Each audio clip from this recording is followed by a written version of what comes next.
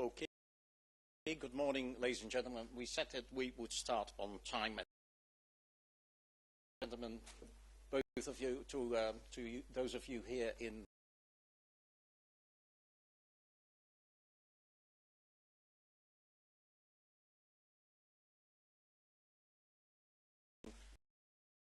the official launch of the International Center for the Prosecution of the Crime of Aggression against Ukraine here at European Commissioner for Justice, Mr. Ladislav Hamran, President of Ukraine, Mr. Karim A.A. Khan, KC,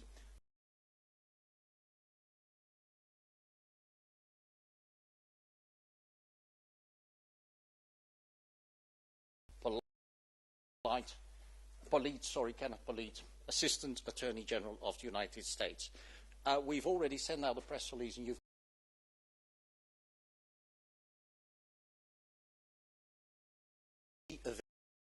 available afterwards on our YouTube channel, as well as a recording of the formal launch event.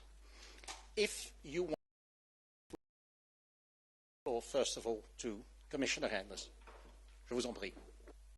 I want to say, ladies and gentlemen, that I'm very proud to be here at the International Center for the Prosecution of the Crime of Aggression against Ukraine, so the so-called ICPA. And let me use this opportunity to first thank Eurojust and the President Ladislav Hamran, not only for hosting today's launch event, but also for their extraordinary effort to make the quick setup of the ICPA possible. It is thanks to them and the other partners present here today that we can set this first important step to ensure accountability for the international crimes committed during Russia's war of aggression against Ukraine. Today's event is an important testimony of our commitment to the global fight against impunity. We cannot tolerate the gross violation of the prohibition of the use of force, one of the fundamental rules of the international rule-based order and a bedrock principle of the UN Charter. It is specifically in times in which these fundamental principles are so fiercely challenged that we are obliged to stand with Ukraine for as long as it takes. Since the very beginning of the war, Eurojust has been at the very forefront of the EU's efforts to provide Ukraine with necessary means to ensure that the perpetrators of this war do not go unpunished. It has done so by supporting the establishment of the Joint Investigation Team, comprising Ukraine, Lithuania, and Poland as its members. By now, Estonia, Latvia, Slovakia, and Romania have all joined the JIT. In addition, the International Criminal Court, which is present here today, also participates in this joint investigation team. With the ICPA, Eurojust will provide a structure to support and enhance the national investigations into the crime of aggression against Ukraine and coordinate closely with the investigations of the international... Sorry, Mr. Reinders, sorry to interrupt you, but there seems to be a slight sound problem, so we just have to wait for 1 minute.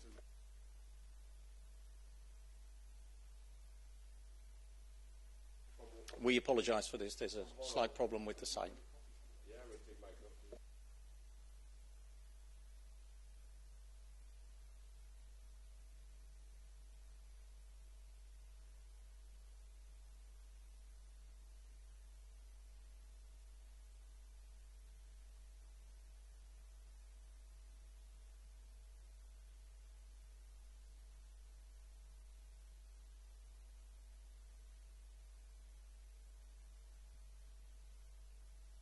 You have been removed from the meeting. This call will now be disconnected. Goodbye.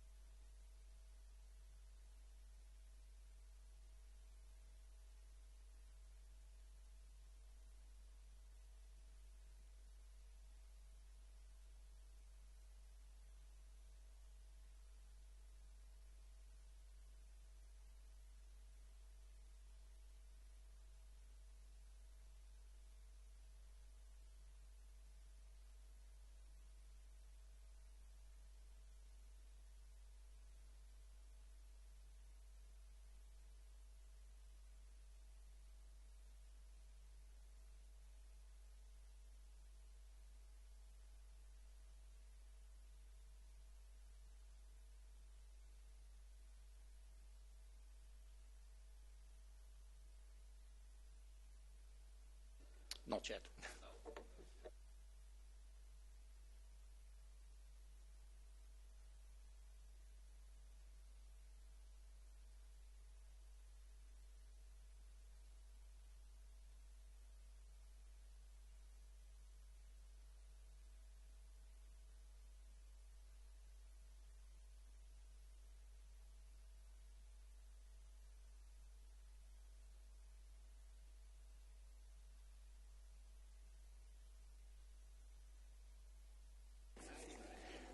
This is meant to impress you.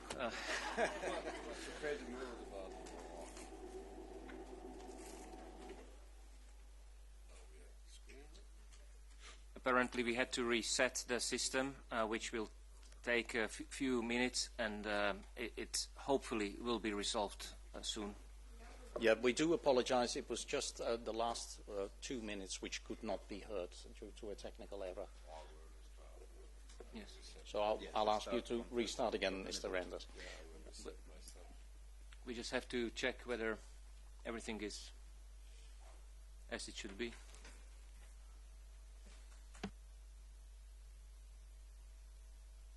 Your call cannot be completed as dialed. Please consult your directory and call again, or ask your operator for assistance. This is a recording.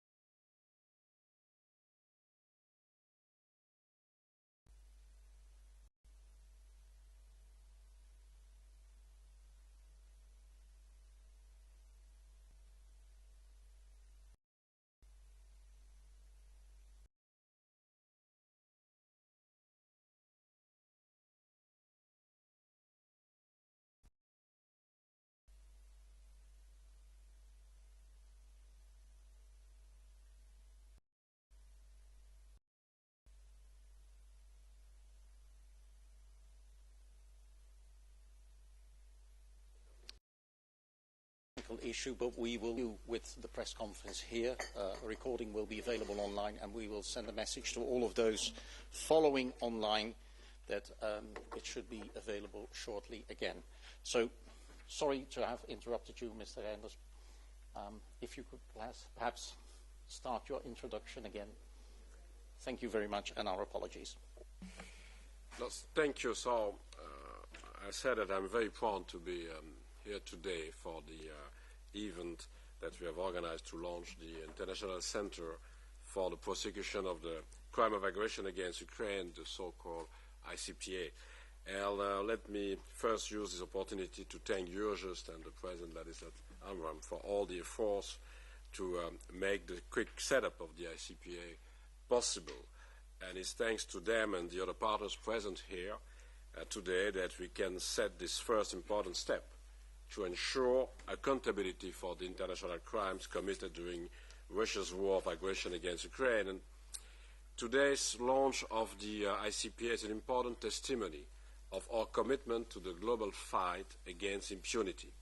We cannot tolerate the gross violation of the prohibition of the use of force, one of the fundamental rules of the international rule-based order and a bedrock principle of the UN Charter. It is specifically in times in which these fundamental principles are so fiercely challenged that we are obliged to stand with Ukraine for as long as it takes. Since the very beginning of the war, Eurojust has been at the very forefront of the EU's efforts to provide Ukraine with necessary means to ensure that the perpetrators of this war do not go unpunished. It has done so by supporting the establishment of the joint investigation team comprising Ukraine, Lithuania and Poland as its members, and by now Estonia, Latvia, Slovakia and Romania have all joined the JIT. In addition, the International Criminal Court, which is present here today, also participates in this JIT, and we have organized a very good collaboration with our colleagues from the United States. With the ICPA, Eurojust will provide a structure to support and enhance the national investigations into the crime of aggression against Ukraine and coordinate closely with the investigations of the International Criminal Court for crimes that fall within the court's jurisdictions. Through the ICPA, Eurojust will support national authorities in securing, storing and analyzing evidence and building cases for future trials. Eurojust's new core international crimes evidence database, developed after the extension of its mandate last year, will further contribute to this important exercise. Very important to store with a very high level of security all the evidence and then to exchange those evidence with all the prosecutors at the national level or in international jurisdictions. The Member States will play a crucial role in collecting evidence, identify witnesses and possible suspects, in executing arrest warrants, including those issued by the International Criminal Court, and in ensuring that the perpetrators of such hideous crimes cannot hide from justice. It is clear that in our efforts to ensure full accountability for the crimes committed in Ukraine, the importance of coordination and cooperation between all national and international justice actors cannot be overestimated. The ICPA will function as an essential piece to ensure accountability, complementary to the existing accountability framework.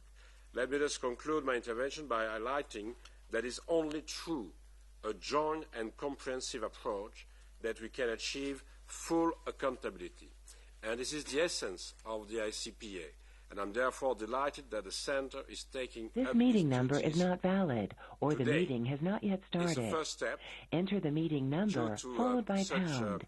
a centre into place, it will be possible to collect evidence, to prepare prosecutions, but of course we need to find a place to organize a trial about the crime of aggression, and we'll continue the discussions about that.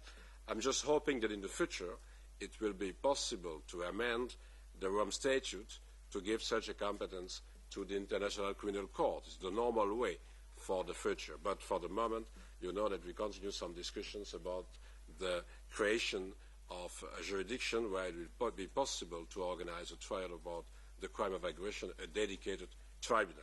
Thank you very much. Thank you, Mr. Renders. Mr. Hamran, if you would like to take the floor, please. Thank you so much, dear ladies and gentlemen. Also, very well welcome on my behalf. Thank you for joining us here in The Hague.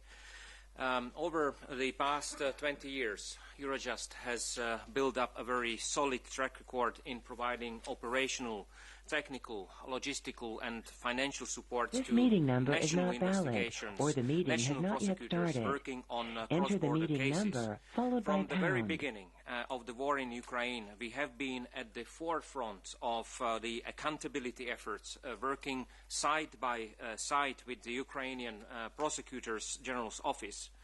We helped to set up the joint investigation team focused on international crimes committed in Ukraine, and we also introduced a core international crime evidence database. And for some weeks already, we have been receiving submissions. Up to now, we have submissions from 10 countries already, and many will follow.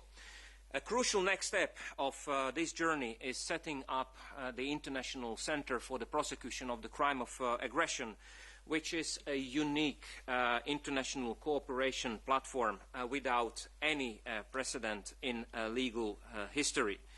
The ICPA will support national investigators and prosecutors from Ukraine, Estonia, Latvia, Lithuania and Poland who are investigating the crime of aggression.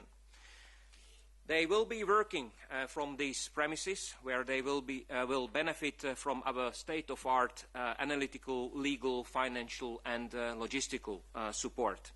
As it was already mentioned, the key purpose of having the International Center for the Prosecution of the Crime of Aggression is to secure crucial evidence, start building up the case already now.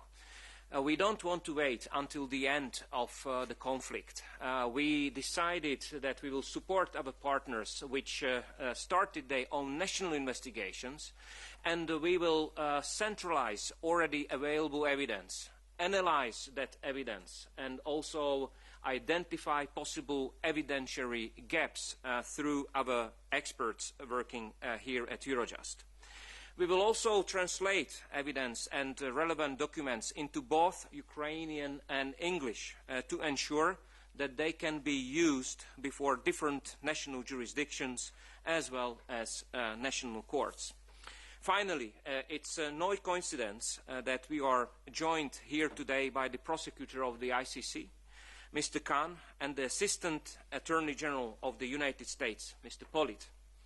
In addition to ICCs and US, other countries will relevant evidence or information and organization, such as an EU advisory mission to Ukraine, are expected to join the ICPA in coming months. We believe that through these united international efforts, we hope that the International Center for the Prosecution of the Crime of Aggression will become a symbol of our unwavering commitment to uphold the rule of law and bring an end to impunity. Thank you. Thank you, Mr. Hamran. Mr. Costin, may I ask you to take the floor, please? Thank you. Good morning, ladies and gentlemen. I would like to echo what was already said by Commissioner Reynders and President Hamran. Today, we gather here on occasion of a truly historic moment. I would say an epoch-defining moment when the civilized world not only voices but also shows by concrete actions that accountability is what matters the most. Today marks the day when we have launched the operation of the International Center for the Prosecution of the Crime of Aggression. The center, housed in Eurojust premises, and I would like to thank my dear friend Ladislav for all his efforts, is the mechanism that will facilitate and support national judicial investigations into the crime of aggression in the member states that participate in our joint investigation team. This is the framework within which we will exchange information, expertise, evidence in relation to the crime of aggression, and will design and implement a common investigative and prosecutorial strategy. The team of our 4 prosecutors from Ukraine are now in The Hague and start their work from today. The work of the Centre will contribute to the efficient and comprehensive investigation and prosecution of the crime of aggression, which is an original sin, commission of which opened the floodgate for 100,000 of other international crimes, including targeted killing of civilians, sexual violence, torture, forcible displacement of civilians, including of children, looting, and many others. Russia's aggression against Ukraine and its continuous use of force against sovereignty, territorial integrity, and political independence that threatened Ukraine's very existence is not only directed against my country. It stands as a global threat to peace, security, and stability. For this reason, it is paramount to display our preparedness that accountability for the crime of aggression is a central tenet of our political, legal, and moral agenda. We all know that crime of aggression is a leadership crime and is a remaining weak spot in the international criminal justice architecture. However, the international law and relevant mechanisms need to reflect and respond to the modern-day realities and challenges. The possibility to develop and reinvigorate them is in our own hands, and today we showed an example, which is only the first step that will allow us to streamline our international efforts to facilitate investigation and prosecution of this supreme international crime. As I said this morning, justice gives rise to peace. There can be no peace without arm of justice reaching to all planners, all architects of this crime that has threatened not only Ukraine's sovereignty and freedom, but stability and functionality of international security and legal system. Therefore, I am confident that the result of our work will have a long-standing effect and will contribute to the strengthening of accountability system on international level. I thank each and every of my colleagues, dear friends and collaborators that have contributed to the establishment of the International Center for the Prosecution of the Crime of Aggression. We stand and will stand united for justice. Thank you for your attention. Thank you, Mr. Kostin, and by now the connection is re-established, I've understood. Mr. Khan, if you would like to take the floor, please. Well, ladies and gentlemen, firstly, thank you so much for making the time to come here to Eurojust today to hear this press conference. It was just over a year ago, in April of last year, when for the first time in the history of the ICC, we joined the joint investigative team that had been established in relation to allegations of crimes that were being committed in Ukraine. And what motivated me to join that JIT as a participant was not only the hospitality and the welcome of President Ladislav Hamran, the good collegial support that was developing from the Commissioner Didier Reynders, who's next to me, and the Commission, and these shared values, but a realization that for justice to work, it's predicated upon partnerships. Partnerships with state parties, partnerships with non-state parties, partnerships with civil society, and better communication, because we are in a world in which there is a very imperfect application of the law.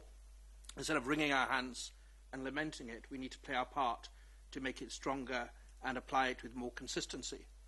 Now, what led to the joining of the JIT last April as a participant is the same motivation that led us to join today the International Center for the Prosecution of the Crime of Aggression. we can't hope to achieve accountability anywhere under any national authority, and we know about the principle of complementarity, unless evidence is preserved, unless it is collected, unless it is well understood. And this really is I think the scheme of the ICPA, to work with the joint investigative team, which already has proved its worth in terms of allegations of war crimes, crimes against humanity and genocide. We didn't convene this for a photo opportunity or to have the wonderful opportunity to speak to members of the media. It really is an intent to make sure the law is of increasing relevance around the world, and now in relation to Ukraine, to people that need it, people that are dispossessed, that are refugees, that are living in fear, that have mourned the loss of their loved ones moving forward. And I think this ability to collect information regarding the crime of aggression, in addition to the other core crimes that come within the ICC's jurisdiction, is one that we had to grasp. Now, I couldn't agree more with the statement of Didier Reynders, the Commissioner of Justice of the European Union. The natural home for the crime of aggression is the Rome Statute. It's an amendment to the Rome Statute that allows the law to be applied with principle equally and applying to all state parties effectively. Now, that's for others to work with, but I think this initiative, with the support of the United States, again as a non-state party, is a testament to the reawakening, the wake-up moment that we need to make sure we do better. By any analysis, Ukraine does not represent the first act of aggression that has taken place since the end of the Second World War. But we have to try to strive and find a way for our future generations, for peace and stability in the world, that the provisions of the UN Charter, the foundational principle of the UN Charter, which is the pacific settlement of disputes and the prohibition on the crime of aggression, is something that we need to chisel into the architecture, so it's no longer a concept that is frozen in time in terms of crimes against peace that was prosecuted in Nuremberg with the great opening speech of Robert Jackson and the other prosecutors in the Nuremberg judgment. When I say that everybody has a role to play, that there's no place for spectators, it's very true.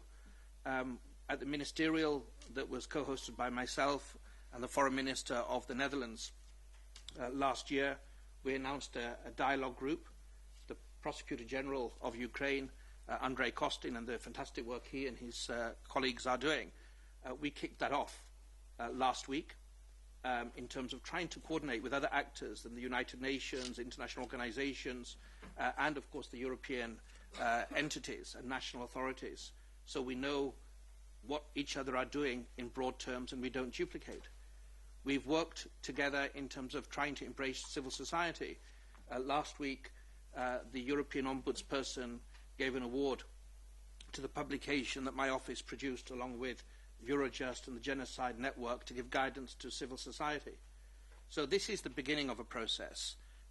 It requires further effort, it requires focus, but I think it is meaningful. And I think the most important thing is for us, together with the help of other state parties, non-state parties, international organizations, and many of those watching this press conference, is to make sure that when the microphones are turned off, we don't get diverted from our fundamental responsibility at this moment in time to make sure the law is felt as relevant to those people in need of it the most. As I've said repeatedly, we're not on the side of Ukraine. We're on the side of justice. We are independent and impartial, and we need to find common cause with anybody that wishes to have a world for our children, for our futures, with less crime and more justice. And I think this represents an important step in that ultimate destination that we have to perspire and suffer and work towards reaching. So thank you so much. Thank you. Thank you, Mr. Khan. Mr. Pollitt, may I ask you to take the floor, please? Good morning. The United States Department of Justice is proud to stand with our European partners and to be among the first to participate in the International Center for the Prosecution of the Crime of Aggression against Ukraine. I want to thank everyone who has played a role in launching the ICPA, including my close friends and colleagues assembled here on the stage with me. The ability of Eurojust to operationalize the concept of this center within months is absolutely remarkable, and it demonstrates the ingenuity of this exceptional agency. The Justice Department's newly appointed U.S. Special Prosecutor for the Crime of Aggression, Jessica Kim, will represent the United States at the center, and she will have unfettered access to the substantial body of expertise and resources that the department has amassed in response to Russia's unlawful war of aggression against the people of Ukraine. The ICPA is the most recent addition to the ecosystem for investigating and prosecuting atrocity crimes committed in Ukraine. And the center complements other domestic, regional, and international efforts to promote accountability and to combat impunity. Just 2 weeks ago, our Attorney General, Merrick Garland, visited The Hague so that he could see and observe firsthand the robust response to Russia's full-scale invasion of Ukraine by our Dutch partners and at Eurojust, Europol, and the International Criminal Court, indeed becoming the first Attorney General to visit the ICC. During his first visit, the Attorney General pledged that the United States would contribute to the Eurojust core international crimes evidence database, and I am proud to announce that last week the United States made its initial contribution to this very important database. It will not be our last. So today we honor the launch of the ICPA. Tomorrow we roll up our sleeves and get back to work, and together we will pursue justice no matter how long it takes. Thank you. Thank you, Mr. Polite. We now have time for questions. We will take a bit more time for this in view of the technical error we had before. Who would like to? A question from Agence France Presse, please. Could you use the microphone, sorry? Danny Kemp from Agence France Presse. A question for Mr. Polite, if I may. You mentioned the Attorney General's visit last week, historic visit last week to the recently to the ICC. You're talking today about how you're working now with ICPA. Can you explain why you were prepared to work with ICPA and not to be a member state of the ICC, which is, after all, investigating war crimes in Ukraine? Thanks. Thank you, Danny. And again, the United States believes in the fundamental mission of the ICPA. We are committed to helping to develop and build significant cases against those leaders who have prepared, initiated, funded, and perpetrated these tremendous efforts of aggression against the Ukrainian people. We also support all mechanisms of ensuring accountability and justice, whether it is regional, national, international actors. That includes our colleagues at the International Criminal Court. It includes our colleagues at the United Nations. We are confident that we can support all of those actors without necessarily being a member of the Rome Statute. Thank you, Mr. Polite. We have a question here from Reuters. Anthony Deutsch here. Mr. Reinders, you mentioned that the center will prepare prosecutions. I'd like to ask specifically, though, will the center actually identify suspects, and will it be able to prepare indictments? Thank you.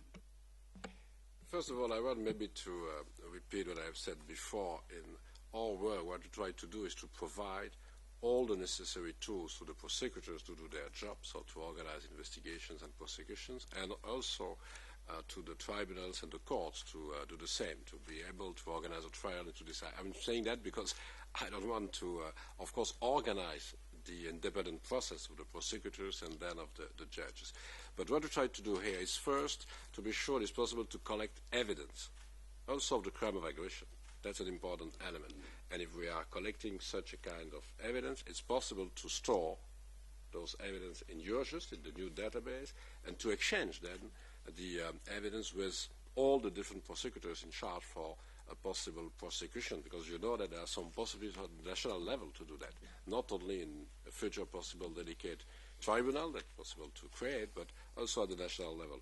For the rest, is it possible to go so far? I will ask maybe to Ladislas Amram to say more about the internal job of the joint investigation team first, and now the ICPA that we are creating. Thank you, Commissioner. A direct reply to your question is that the Centre is not going to have direct investigative powers. Therefore, the Centre itself is not able to issue arrest warrants or to file indictments. How the mechanics of the system will work, actually, as I mentioned, it will be a coordination platform. So, as I mentioned, we have today 5 countries which have their own national investigation concerning the crime of aggression based on their national law. These countries are Latvia, Lithuania, Poland, Estonia, and obviously Ukraine. So we want to utilize those investigators and prosecutors, and we will build up a new level, a central level, which will coordinate the investigations in those countries. Our ambition is to centralize already available evidence in one database, and we will analyze already collected evidence in order to assess whether different elements of crime are sufficiently documented. Obviously, we want to avoid over-documentation. We want to make sure that we use our resources wisely, but we also would like to ensure that we identify in an early stage possible evidentiary gaps. And with our international partners, we will be able to identify pieces of evidence which are located in different jurisdictions, and to make sure that those pieces of evidence are gathered in an admissible way through existing judicial cooperation channels. So really realize the ICPA as a coordination mechanism, coordination platform, which will provide additional support in ensuring that we build up internationally a case which will then be presented either at national courts or in any future or existing international courts. Thank you, Mr. Hamram. We have a question which has come in online from ZDF, German public broadcaster. Will there be a link or cooperation with the work of the Council of Europe and the register they created in May? Mr. Reinders. We took part at the European level, in the European Commission, in the creation of such a claims register in the auspice of the Council of Europe, because it's very important for another kind of goal that we have to start with such a kind of process. I've said many times that we have 2 main goals. The first one is to bring all the perpetrators of international crimes before justice, but the second one is to be sure that Russia will pay for the reconstruction and for the compensation of damages caused by the Russian aggressions against Ukraine. And what we are doing now is to build such a claims register to collect all the different claims. Then the second step will be to create a commission to analyze the different claims and to decide what are the possible consequences of such a kind of claim. And then, of course, we need to fund possible mechanisms to organize a compensation. And on that we are working very hard, of course. But it's a separate approach than what we are discussing here about the international crimes, and certainly the crime of aggression. It's more to be able to organize a real compensation process for the people having had damage caused by the Russian aggression. And you know that now we are working about the funding of such a mechanism, with first of all the way to not only freeze assets of oligarchs and entities on the sanctioned list, but maybe to organize a confiscation of part of those assets if there is a criminal offense linked to the sanctioned list and the people on the sanctioned list, and that's through a decision in justice. It's already the case in the US, We have seen the first decision in the US for $5 million, if I'm well informed, and we are working with the member state to do the same at the EU level to fight against violation of sanctions. And then we discuss about the possible use of the profits made on the Russian assets to fund such a mechanism to Ukraine. I'm thinking about the 207 billion euros that it was possible to immobilize in Europe, so reserve the Central Bank of Russia and other assets in Euroclear or in Clearstream. And there, if there are some profits, we are working on the possibility to take over the profits and to organize such a funding process. I'm speaking about around 3 billion euro per year if we are thinking about those profits. But we are not yet there. We are in the final discussions to see if it's possible to mobilize such a kind of revenue for the beginning of the funding of the reconstruction and the compensation of damages. Thank you, Mr. Anders. We have a question from Associated Press and then another online question. Mr. Polite, Mike Corder from the Associated Press. You mentioned that you have, the US has already handed over evidence to the international database. Can you elaborate at all on that, and does the Pentagon support that? And just one other point, what is your preference for a venue for possible trials for the crime of aggression? Thank you for the questions. Yes, I did note that last week we did make our first contribution to that database. But certainly to protect the integrity of any potential investigations. As you could imagine, I'm not at liberty to give details around what has been contributed. I'm confident it will not be our last, though. As to your question related to the proper forum, certainly the United States supports an international tribunal, one that is rooted in Ukrainian law, but includes concepts of international law. And we look forward to working with our colleagues in the Ukraine, our partners in the EU, and all other actors to ensure that we have a proper forum to ensure justice and accountability here. Okay, we have two questions which have come in online from Mr. Kostin, one from Ukrainian journalist from Zmina and one from a Danish journalist. The first one is, Mr. Kostin, what prevents Ukraine from ratifying the Rome Statute? And the second question to you is, your office has been collecting evidence for the committed crime of aggression last year. What evidence is still missing, and how much time do you need to build up a case? Thank you for your questions. First of all, my position is absolutely strong that Ukraine will ratify Rome Statute and become the part of the family of the members of the Rome Statute and the ICC. I hope that it will be ratified sooner than later, and practically our country is ready to do it. The only question is when the Parliament will be ready to vote. I hope that within our very rapid development in accession to the European Union, this will be an integral part of the package which Ukraine will ratify and adopt in the nearest future. On the other side, Ukraine has already implemented full set of internal legislation which provide the ICC and the Office of the Prosecutor of the ICC full competence to investigate and prosecute all international crimes committed in Ukraine in course of Russian aggression.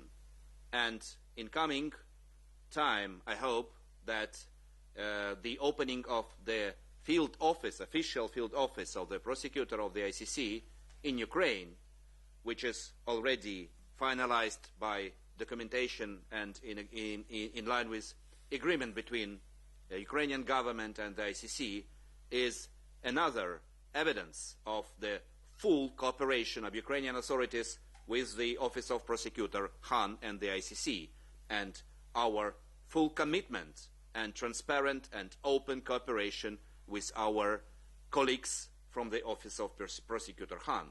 And I would say that the historic first arrest warrants against Putin and Lvova Belova is also one of the elements of this cooperation and transparency. To answer to the other question, we launched today the International Center for the Prosecution of the Crime of Aggression. As my colleagues has already mentioned, it's about collecting of evidences, it's about exchanging of evidences and information, it's about engaging experts, world-known experts who will help us to build the case.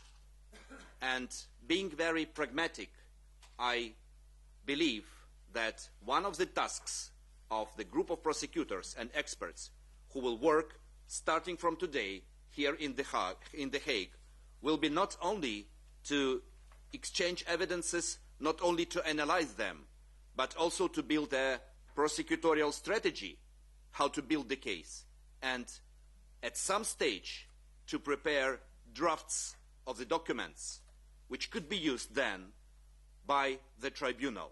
I hope that this tribunal to prosecute the crime of aggression would be international, because the crime of aggression committed by Russia against Ukraine is the crime against global peace and security. And to fill in the gap in international law, we need an international response. Thank you. Thank you. We have one more question from Deutsche Welle. Sorry, the last three questions we can take. Deutsche Welle, please.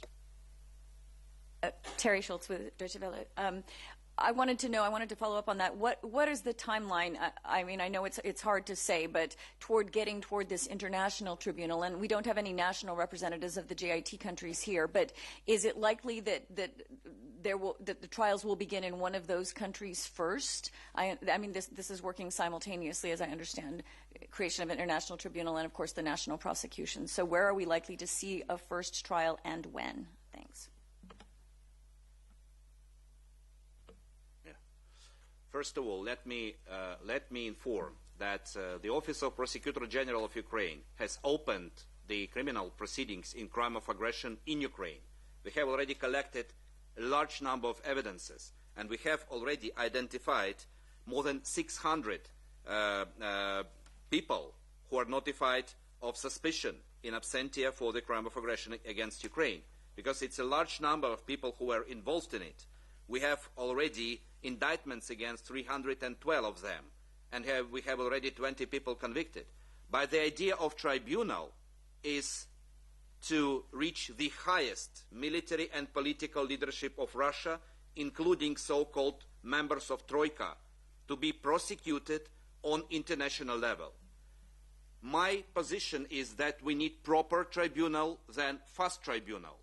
So we will proceed communication with all of our partners who believe that crime of aggression was committed and who know that there should be an international response to prosecute for this crime. But as we proceed with our communication on legal modalities of such tribunal, we today open our new page of creating or launching the International Center for the Prosecution of the Crime of Aggression. So we have no time. In course of war, we start to collect evidences, we start to exchange them on international level to prepare future tribunal to be served with initial information.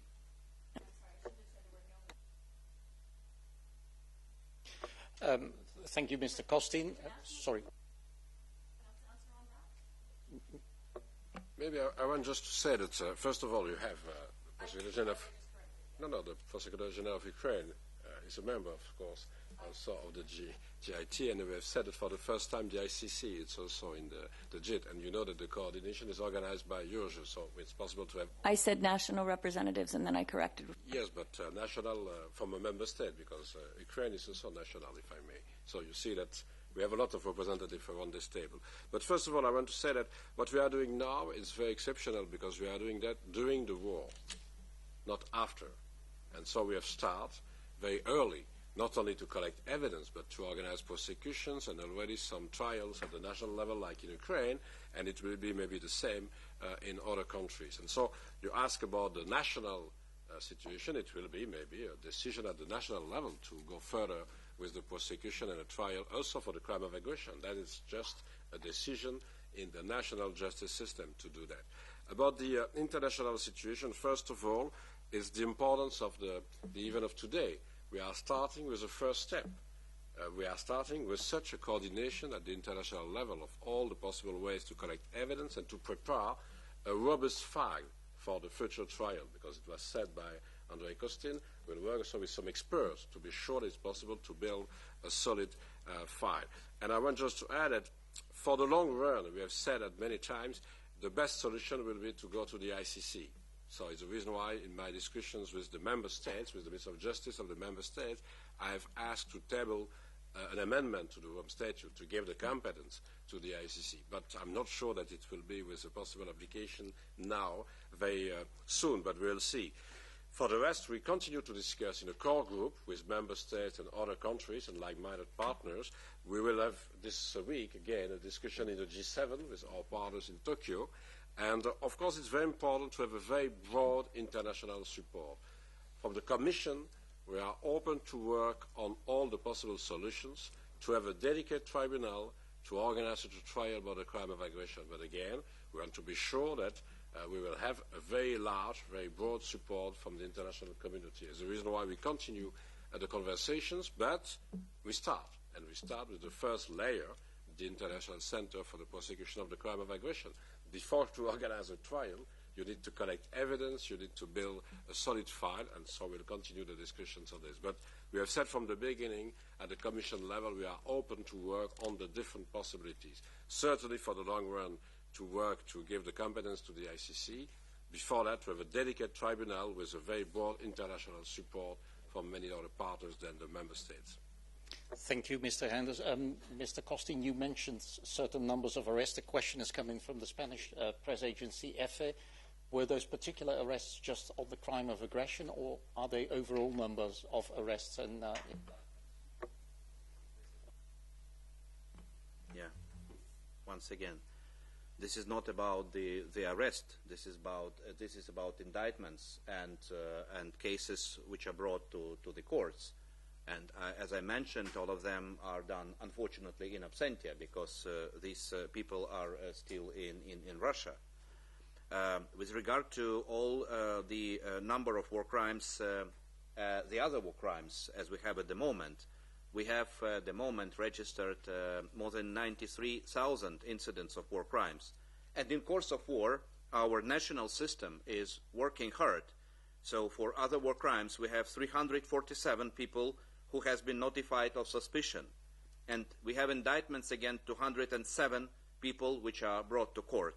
And we have already 53 perpetrators has been convicted for different war crimes committed on Ukrainian soil and against Ukrainians. thank you for this clarification. We have a question here in the front. Yes, please. Yeah. Could you use the microphone, please? Thank you. About the international crime of aggression, the crime of aggression and the International Tribunal, I see that there are different points of view, because Ukrainian position is clear. You are insisting that it should be a proper international tribunal. Sorry, my name is Ksenia Polska. I'm from Ukraine. I forgot to introduce myself. But a senior EU official mentioned that at the level of G7, there is rather an opinion that a hybrid tribunal would be a more realistic option right now. And as I heard from what you said, Mr. Polit, that you also mentioned some kind of an international tribunal, but based on the Ukrainian jurisdiction. So can I get a scope or maybe a flavor of where this discussion is right now on the level of G7? Maybe, Mr. Polit, you could answer that question. When you said based on Ukrainian jurisdiction, did you mean exactly a hybrid tribunal, or was it rather something else? Thank you. I'm sorry, may just one. Let's forget the word hybrid, because there could be no hybrid accountability for real crimes. So let's use some other wording, okay? Like what? Special Tribunal for the Crime of Aggression. Special Tribunal for the Crime of Aggression. Mm-hmm.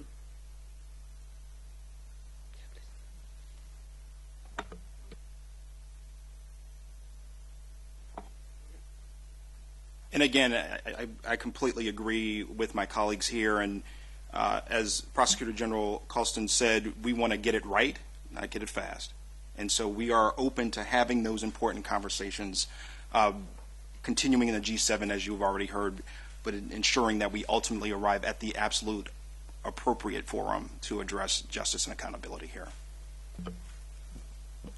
As I mentioned already, we have very intensive and very open discussions with all of our partners and friends. And I believe that we will find common solution which will be in line with the position of Ukrainians who believe that incumbent President, Prime Minister and Minister of Foreign Affairs Russia should be prosecuted for the crime of aggression. This is very important.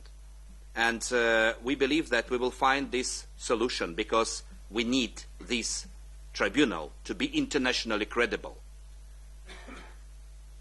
Thank you, Mr. Kostin. One very last question from Reuters before we conclude this press conference. Sorry, Stephanie Vandenberg from Reuters. I have a question for Mr. Khan about the cooperation with this ICPA. The U.S. has seconded a prosecutor. Can we expect the secondment also of ICC personnel to the center? Will you be sharing all of the evidence you have collected? Will it be a selection? And Mr. Reinders opened the door kind of for also the possibility of maybe at some point an aggression prosecution at the ICC. Do you see that also as a possible endpoint? And then maybe also for Mr. Polite, would the U.S. accept an ICC prosecution for the crime of aggression in the situation for Ukraine? Well, Stephanie, you're very canny. You asked three questions under the guise of one to three different people. So I'll answer it in the way that I think fit. You know, I think the first point is, I'll back up a little bit. I do think today's a significant day. I do give Ukraine actually quite a lot of credit that the first time that I've seen anyway that I can recall in the way that things have panned out, that in the middle of conflict and such a violent conflict, there is a focus on justice. It's not simply survival or territorial gains, but the United for Justice conference that President Zelensky headlined, that Attorney General Merrick Garland attended in Lviv, that the Commissioner was present at, that I was present at. It's just an illustration that there is an effort, maybe imperfect, but there's a real effort to make sure that the law is on the front lines and is we utilize it to the maximum of its ability. We all understand the law has massive latent potential, but the challenge is trying to make it being felt by those that need it in a way that will vindicate actually the survivors of the Holocaust and all other conflicts that have taken place since. In terms of the organisation, already we're a participant in the JIT, we attend the JIT meetings. I think the secondment were a bit different because we're based in The Hague. I don't think we second somebody, but we're here at all the meetings. We have a representation here. We're part of those discussions. And the way I would look at it is, previously there were three draws, in terms of genocide, crimes against humanity and war crimes, in which the various streams of information could run, and one was logged. And the crime of aggression that is under the domestic laws of various member states, Ukraine and other members of Eurojust, and which is an activated crime under the Rome Statute, but for which there are jurisdictional impediments, that drawer is now opened and the information can be filtered, can be put in there and analysed, ready for whenever a national authority under its own sovereign will and the independent prosecutors decide to activate it and move forward. The Prosecutor General of Ukraine has given examples, or whether or not there can be further amendments to the Rome Statute. Now, of course, the law is not static. The law is constant. The beauty of the law is it can innovate, it can be principles and adapt to the needs of humanity, not just states and political interests, but a core need. And the crime of aggression, of course, is one of the foundational principles of the UN Charter.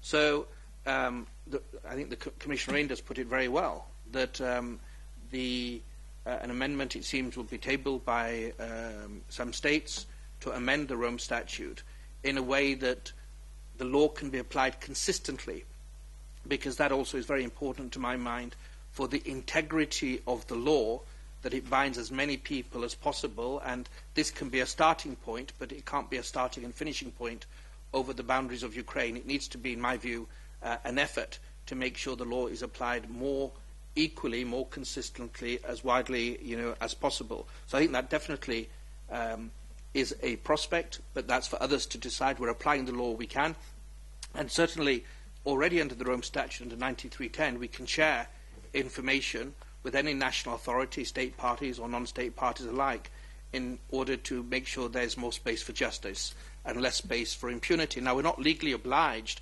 We can receive the benefits of the JIT, but we are also unique. We're a participant of the JIT.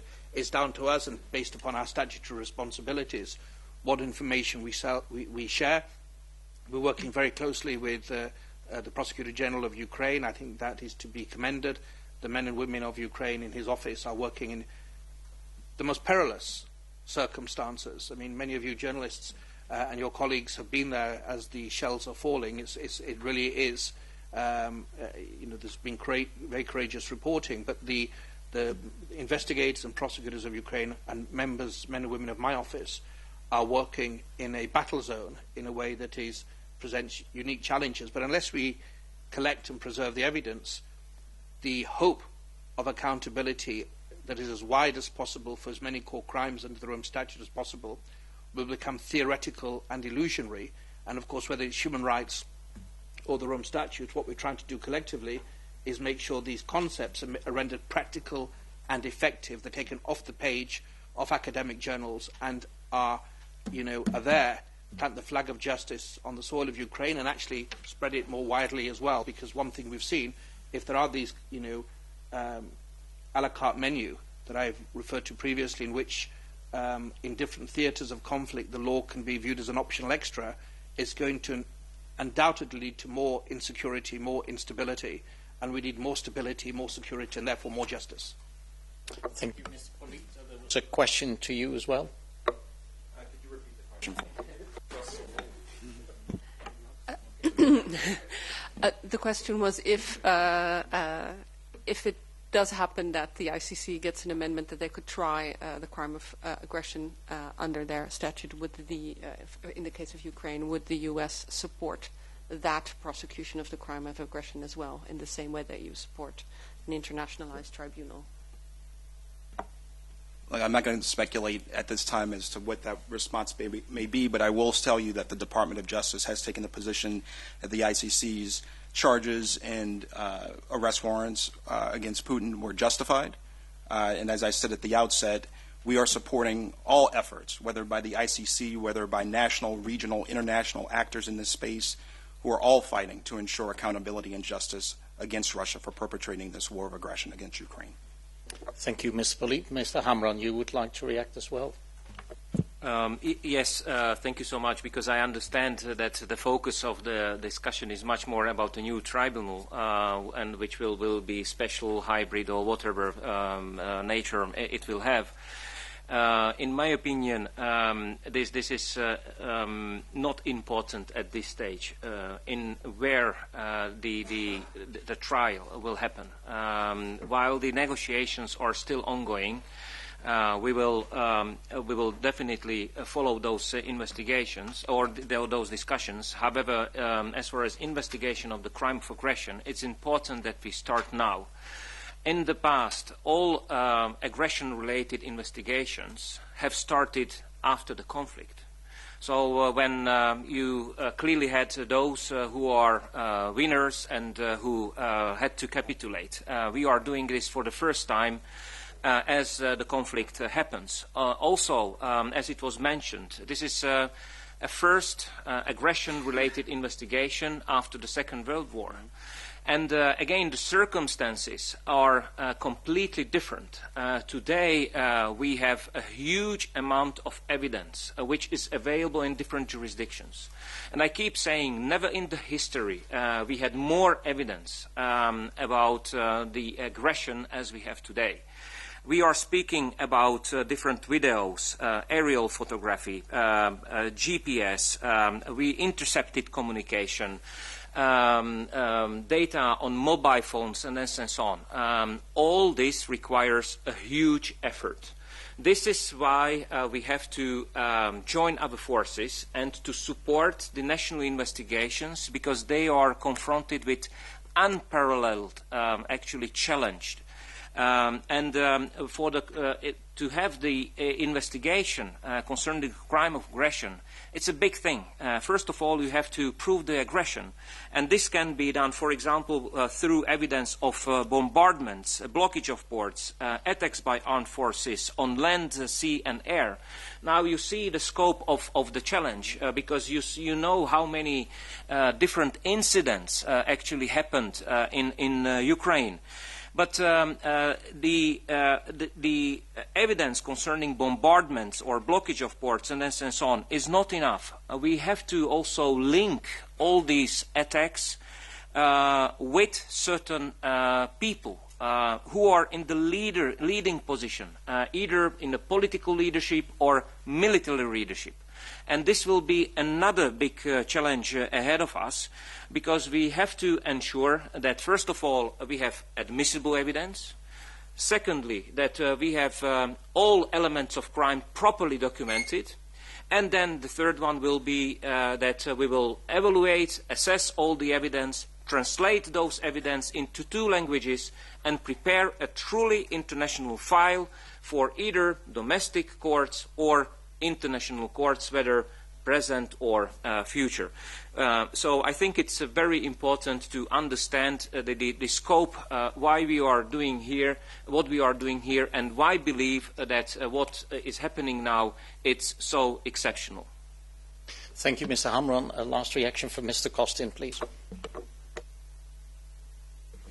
Yeah. Dear colleagues, you see here the unity of us. The unity is very wide. As Kenneth yesterday told, it's a diversity even of unity. And we are united in order to ensure full accountability for all crimes committed, including the crime of aggression.